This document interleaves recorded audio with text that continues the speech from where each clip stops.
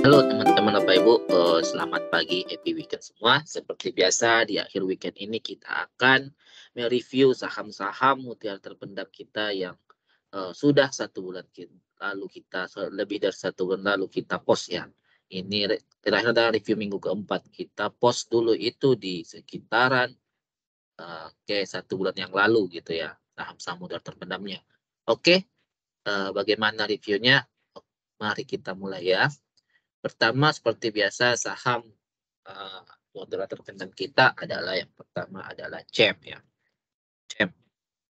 Seperti kita di sini sahamnya adalah CEM. Seperti kita lihat, wah, CEM sudah melebihi target pertama kita ya.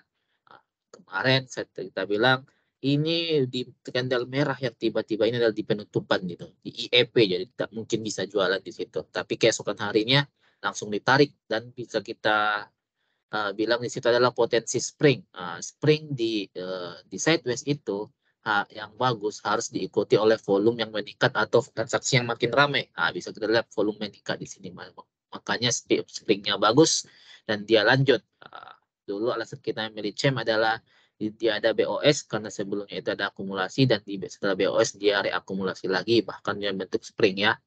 Target pertama sudah kena, berikutnya target kedua. Target kedua di 163 ya. Oke, yang sudah TP di target pertama, happy cuan untuk Bapak Ibu dan teman-teman. Untuk CEM, mungkin karena sudah jalan dan mungkin nanti bakal rame dibahas di forum-forum saham, kita tutup pembahasannya di sini. Jadi untuk TP, silahkan di Bapak Ibu dan teman-teman tentukan sendiri ya. Kita sudah kasih setup-nya, kita sudah kasih alasan pembelian kita juga di video-video sebelumnya. Volume kemarin itu sangat besar ya. Oke, untuk CEM ya breakout dari target kita ya. Oke, berikutnya adalah DKFT ya, DKFT. DKFT, oke, DKFT kemarin kita juga bilang di sini adalah potensi breakout spring. Dan tiba-tiba ada volume yang menonjol juga, volume yang ramai bisa dibilang volume ramai setelah spring itu indikasi spring yang sangat bagus gitu ya. Indikasi spring yang sangat bagus, apalagi dia masih di uptrendnya, dia belum break dari lower low sebelumnya gitu ya. Jadi masih bagus, happy cuan yang mengambil di bawah dan mungkin kita harus masih sabar-sabar kalau masih mengambil di sekitar 109. Sekarang kita lagi floating profit juga 112 gitu ya. Nah, jadi target seperti kita bilang target pertama dia apa kita itu untuk DKFT itu di sekitar 137 gitu ya. Tapi untuk TP sih terserah Bapak Ibu masing-masing, tergantung kerelaan keriduan masing-masing untuk TP untuk DKFT ini ya. Nah, ini nanti minggu depan masih kita bahas karena ini belum ramai dibahas di saham-saham grup premium gitu ya. Jadi kita akan bahas saham-saham yang belum ramai. Setelah ramai baru kita keluar gitu ya. Ya kita bahas lagi. Kita tinggal pasang trend stop saja. Berikutnya adalah OMED. OMED seperti biasa kita masih floating profit, masih sesuai dengan itu kita, masih sesuai dengan apa namanya? Sesuai dengan target kita masih valid ya untuk OMED ini ya, target kita di 280.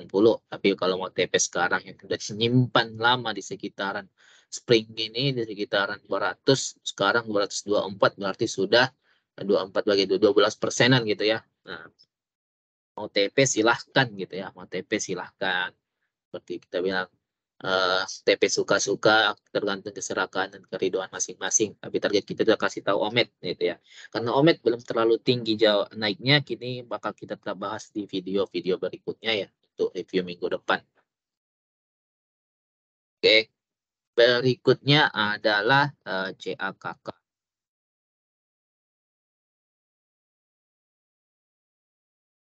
CAKK kita sudah cut loss di sini ya. Ini yang tidak valid dari minggu kemarin kita bilang. Mungkin dari sekarang kita tidak akan bahas CAKK lagi karena kita setup kita akan di sini ya. Oke, untuk CAKK berikutnya adalah silo. Oke, untuk silo wah makin tinggi ya Bapak Ibu ya, makin tinggi profitnya udah 23%. Nah, target kita tetap sama, boleh di kotak yang ini di 2.500 sampai 2.700, bisa sampai 3.160 kalau dikasih. Ini tetap kita review tiap minggunya karena untuk silo ini karena sangat jarang dibahas di grup-grup. Oh ya teman-teman Bapak Ibu gitu ya. Berikutnya adalah LP. Ini banyak juga saham-saham modal terpendam kita ya. Wow, LP semakin tinggi ya Bapak Ibu. Kemarin dia itu close di 294. Kita bisa bilang ngambil 10 sampai 224 ya. Nah, jadi sekarang kalau yang ngambil floating profitnya sudah besar, sangat besar ya.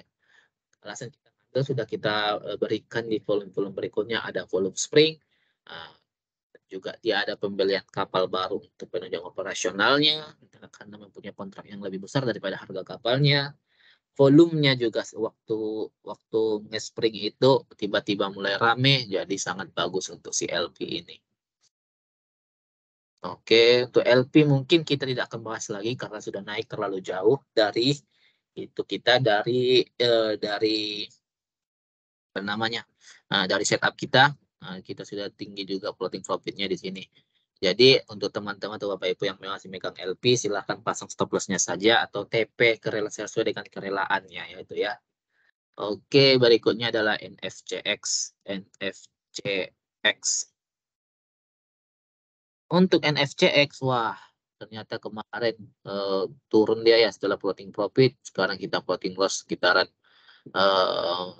4% lebih ya. Tapi tidak apa-apa, masih belum kena cut loss. Kalau yang mau cut silahkan, nggak apa-apa. Tapi kalau saya sendiri belum cut di sini. Karena ini seperti candle rare, ada candle penolakan, masih ada potensi untuk naik lagi gitu ya. Berikutnya adalah kajian. Akhirnya kajian kita di hari Kamis kemarin bergerak ya. Nah, yang TP Happy Cuan gerak sampai sekitaran 21%. Kita kan punya barang sekitar sini 100 sampai 104-an. 20% lebih yang sudah TP Happy Cuan. Dan hari Jumat kemarin dibanting 12%. Oke. Tapi masih floating profit kalau kita ngambil 100 sampai 104 ya, 10%-an masih kita pegang floating profit. Kalau saya sendiri kemarin TP setengah dan setengahnya itu saya simpan untuk mudah-mudahan sampai ke target kita di Bagger ya, mudah-mudahan. Tapi kalau mau TP juga silahkan, dan kalau sudah TP juga happy cuan untuk kajian ya. Kajian ini tidak apa namanya, tidak bisa dibahas sering-sering karena sepertinya banyak yang mengincar kajian ini juga, dan batangnya juga sedikit sensitif di kajian ini ya. Alasan pembelian kita jelas kemarin bagaimana kita mainkan mainin volume untuk masuk di kajian ini ya. Itu tidak perlu kita jelaskan lagi di video ini. Tuh.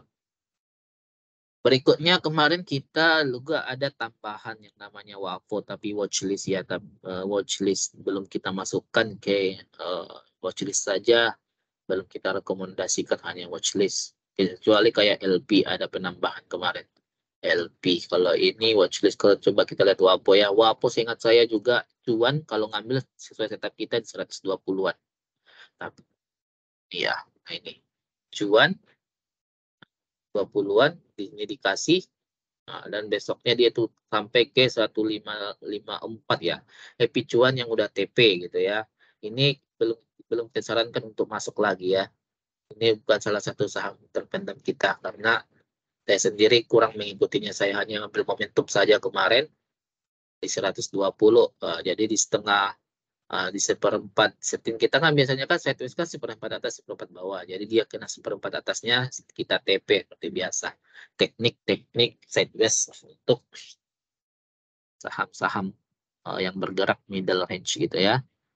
Berikutnya itu udah habis ya. Apa saya udah habis sepertinya ya, semua kita bahas.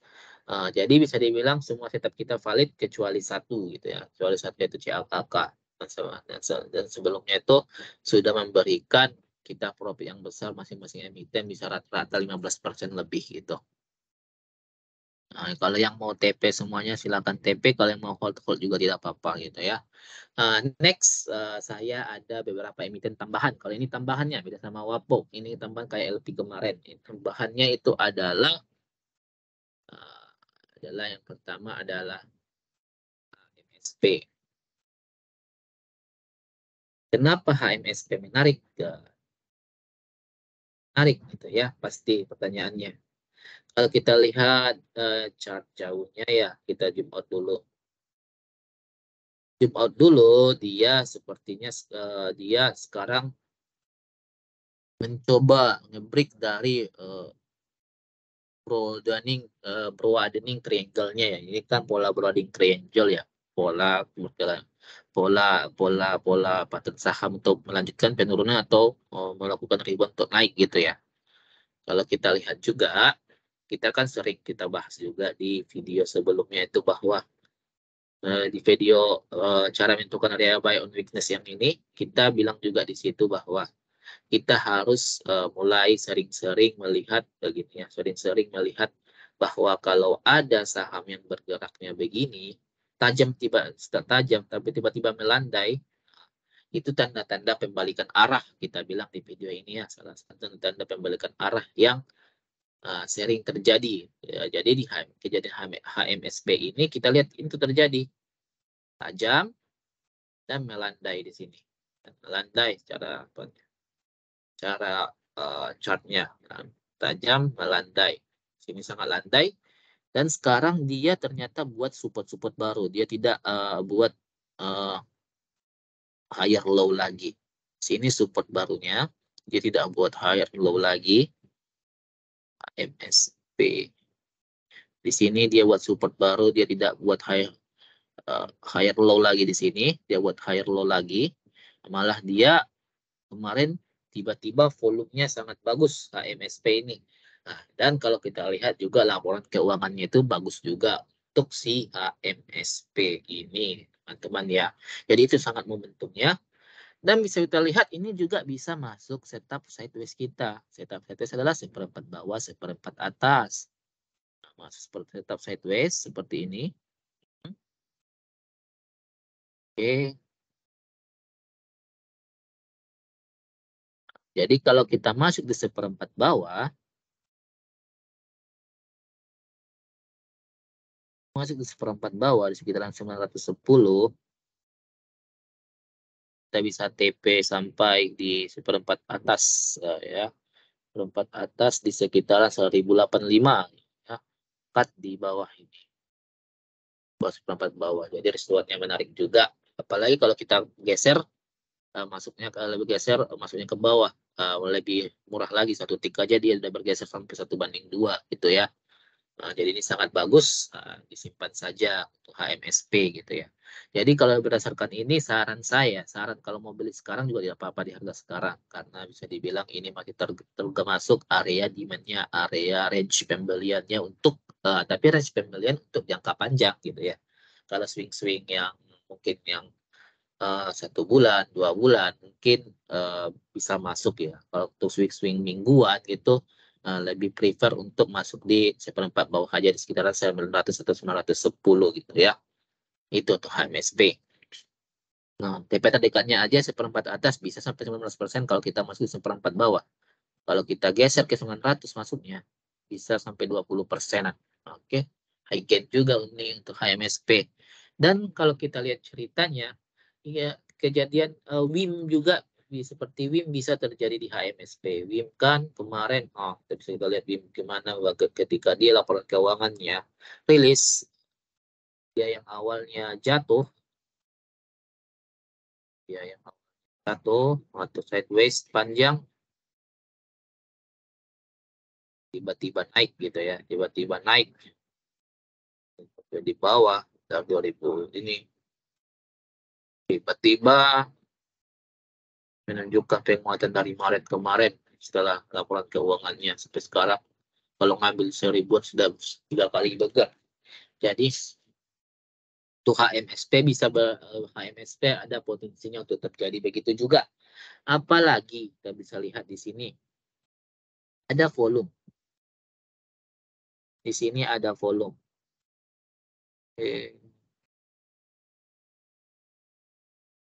Di sini ada volume yang menarik. Ini ada volume akumulasi. Saya yakin ini adalah volume akumulasi. Coba kita lihat ya. Volumenya muncul mulai dari Senin 30 Oktober ya. Ini 30 Oktober.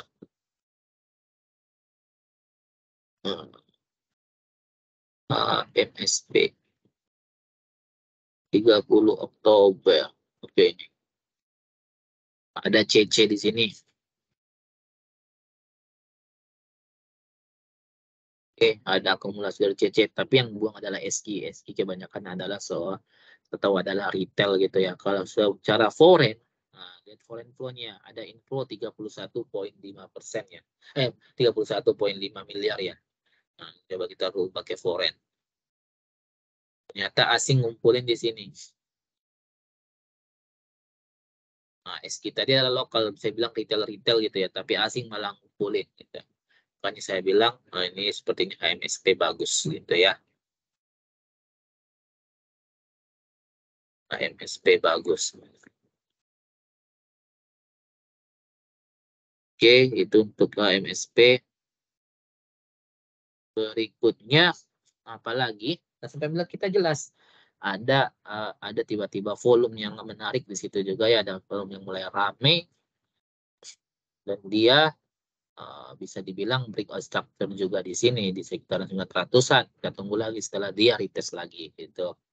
Berikutnya apalagi ada dari sektor consumer goods yaitu ULTJ. Oke, ULTJ kenapa ini menarik? Seperti kita tahu ULTJ ini sudah kita rekomendasikan juga di saham menarik ya yang satu minggu ke belakangnya kemarin minggu kemarin kita rekom ULTJ. Sekarang kita masukkan ke saham mutiara kita. Kenapa? Karena di sini ada dikumpulkan oleh siapa? Kita lihat pemilik OLTJ ini Sabana Prawijaya ini siapa? Kalau kita cek RTI, kalau teman-teman lihat RTI, coba buka ULTJ, kita lihat profil perusahaannya. Sabana itu adalah komisaris direksinya ya. Komisaris atau direksi dari presiden direktur dari ULTJ ini. Dia sendiri sangat mengapresiasi perusahaannya. Dia nambah barang terus-terusan gitu ya. Sabana Wijaya ini. Pakai broker kita bilang AHA, Sinhan, Sekuritas sama Sukor. Coba kita lihat ininya. Apa namanya? Broker sumarinya ya. Saya ingat dia ngumpulin mulai dari 19 September. ULTJ. Dia ngumpulin dari 19 September 19. Oke.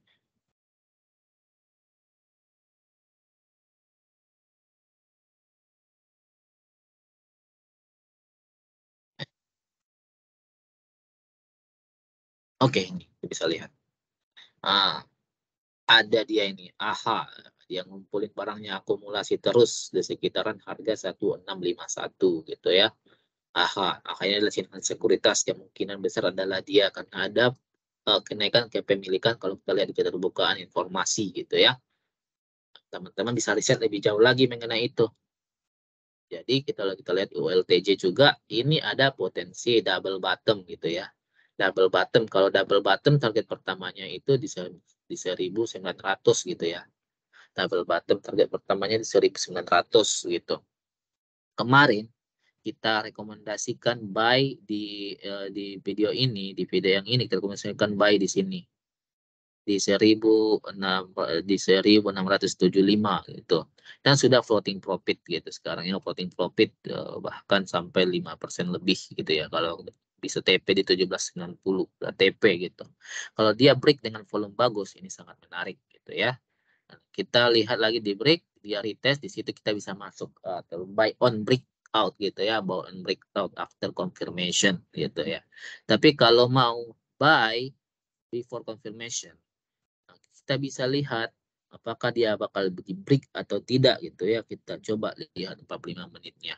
Oke, kalau dari sini bisa kita lihat volumenya ini sangat menarik. Ini ada akumulasi besar di sini. Kemungkinan dia akan di break gitu ya, di break. Maka kita bisa masuk di harga sekarang. Nah, masuk di harga sekarang. Dan kalau seperti kita tahu juga, kalau ULTJ ini adalah salah satu perusahaan consumer goods yang kalau consumer goods itu sangat didorong ketika di musim pemilu, misalnya Unilever, ICB, PM, YOL gitu. LTJ itu juga jadi consumer goods itu biasanya itu bakal terdorong oleh pemilu gitu ya. Karena kenapa? Karena bakal banyak bantuan-bantuan yang berasal dari consumer goods. Salah satunya adalah LTJ ini gitu ya. Masyarakat itu bisa kita lihat momentumnya gitu. Oke. Itu mungkin untuk HMSP sama ULTJ. Ada satu lagi, tapi ini teman-teman harus ekstra hati-hati karena sahamnya sangat dekat sama Gocap ya. Ingat harus ekstra hati-hati, yaitu SKMI. Oke, kalau SKMI gimana? Nah, bisa kita lihat. Oke, kalau SKMI, aduh, mana caranya nih? Fokusnya, saya kurang paham trading view, cuma bisa coret-coret. SKMI gimana di sini ada akumulasi dan dia bisa lihat ada volume yang menarik tiba-tiba ke spike. Jadi ini bisa memungkinkan bahwa harga akan naik ya. Didukung dengan adanya perang ada sentimen perang di tengah antara Palestina sama Israel ya. Itu sangat mendorong terhadap harga suatu komoditas yang namanya emas karena itu adalah suatu barang investasi atau tabungan yang aman. Kenapa aman? Karena bisa dibawa kemana-mana. Sedangkan kalau bangunan, properti dan lain kalau udah hancur tidak ada gunanya lagi gitu ya. Coba kita lihat juga harga emas XHU